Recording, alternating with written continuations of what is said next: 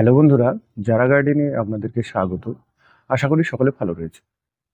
এখন বর্ষাকাল, আর বর্ষাকাল মানেই কিন্তু রঙ্গনের মেলা। আপনি যেখানেই দেখবেন রঙ্গন গাছ, দেখবেন থোকায় থোকায় ফুলে ভরে আছে। বর্তমানে বিভিন্ন রকমের হাইব্রিড ভ্যারাইটির বিভিন্ন কালারের রঙ্গনের ফুল আমরা দেখতে পাই, কিন্তু আমাদের দেশীয় ভ্যারাইটির যে লাল রঙের রঙ্গনটি রয়েছে সেটির সৌন্দর্য একটু অন্যরকম, অসাধারণ দেখতে লাগে এবং থোকায় থোকায় ফুল ফোটে। এতে অসাধারণ লাগে, চোখ জুড়িয়ে যায়। তো আমরা দেশি ভ্যারাইটির যে লাল রঙ্গনটি রয়েছে সেই রঙ্গনের আহ, ডাল থেকে আমরা কিভাবে কাটিং করে চারা তৈরি করব সেই নিয়ে আজকে আমরা একটু আলোচনা করব। তা আপনারা শেষ পর্যন্ত দেখবেন এবং চ্যানেলে নতুন হলে অবশ্যই চ্যানেলটিকে সাবস্ক্রাইব করবেন এবং পাশে থাকা বেল আইকনটিকে প্রেস করে দেবেন পরবর্তী ভিডিও আপডেটের জন্য। তাহলে আসুন আমরা শুরু করি। আমরা এখানে কিছু ডাল কেটে নিয়েছি রঙ্গনের।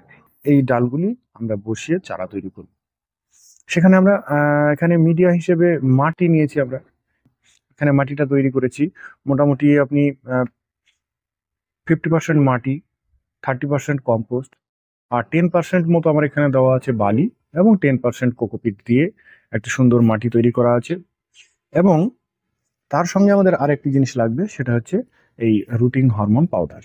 আপনারা রুটিং হরমোন পাউডার না থাকলে অ্যালোভেরা জেল ব্যবহার করে নেবেন, তাতেও কিন্তু খুব সুন্দর চারা আমাদের তৈরি হবে।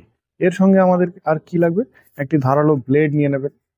এই ধারালো ব্লেডটিকে ব্লেড হোক বা চাকু হোক বা কোনো প্রুনার, অবশ্যই আপনারা আহ, উম, ব্যবহার করার আগে, যদি নতুন ব্লেড হয় সেটা আলাদা, কিন্তু যদি একটু পুরনো ব্লেড হয় তাহলে অবশ্যই স্যানিটাইজার দিয়ে স্যানিটাইজ করে নেবেন। তাহলে কিন্তু এখানে আর কোনো ফাঙ্গাস লাগার কোনো ভয় থাকবে না। এবার আমরা কি করব, এই ডালগুলিকে আমার রেডি করাই আছে। এবার একটি নোড এরিয়ার নিচ থেকে একটু কেটে নেব। এখান থেকে আশা করা যায় এখান থেকেই এর যে নতুন রুট সেটা কিন্তু আসবে। এরপর আমরা এই রুট হরমোন পাউডারে এটাকে ডুবিয়ে দেবো। এতে কি হবে, একটু জল দিয়ে তারপরে আপনারা রুটিং হরমোন পাউডারে ডোবাবেন, তাহলে একবারে সুন্দরভাবে কিন্তু এই পাউডারটা লেগে যাবে। এইভাবে ভালো করে লাগিয়ে নেওয়ার পর আমরা একটু কাঠি দিয়ে গর্ত করে সেখানে আমরা এই গাছটিকে লাগিয়ে দেব। এখানে কাঠি দিয়ে গর্ত করার কারণ হচ্ছে, যদি আমরা চাপ দিয়ে ঢোকাতে যাই তাহলে কিন্তু চাপ লেগে ওই রুটিং হরমোনটা কিন্তু আমাদের আহ, যে আমরা ডালটা বসাচ্ছি সে তার গা থেকে অনেকটা সরে যাবে।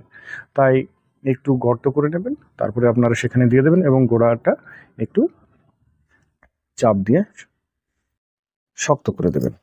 এইরকম ভাবে যদি আমরা এই কাটিংগুলো বসাই তাহলে কিন্তু দেখা যাবে মোটামুটি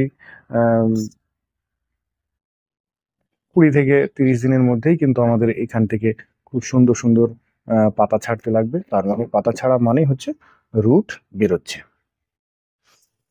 তো এইভাবে আমরা গাছগুলি যদি লাগিয়ে নিই, এবং মিডিয়া হিসেবে কিন্তু আর একটা কথা বলে রাখি, আপনারা কিন্তু লাল বালিও ব্যবহার করতে পারেন, কিন্তু বালিটাকে অবশ্যই একটু জীবাণুমুক্ত করে নিতে হবে। বালিটাকে 3-4 বার জল পাল্টে পাল্টে ধুয়ে নিতে হবে এবং সেখানে ফাঙ্গিসাইড গোলা জলে সেই বালিটাকে ভিজিয়ে রাখতে হবে 1/2 ঘন্টা মতো, তারপরে আমরা সেই বালিটা ব্যবহার করতে পারবো। তাই আপনারা বালিও ইউজ করতে পারেন। তো আমরা এইভাবে গাছগুলি লাগিয়ে নেব এবং গাছগুলি লাগিয়ে নেওয়ার পরে এই গাছে আমরা জল দিয়ে দেবো। জল দিয়ে ভিজিয়ে দেওয়ার পরে এই যে পাত্রটি, এটি আমরা যে কোনো ছায়াযুক্ত জায়গাতে রাখবো। সেখানে শেডের তলায় রাখতে পারি আমরা। আমরা গাছের কোনো কোনো ঝোপালো গাছ, তার নিচে যে ছায়া পড়ে সেখানে আমরা রাখতে পারি।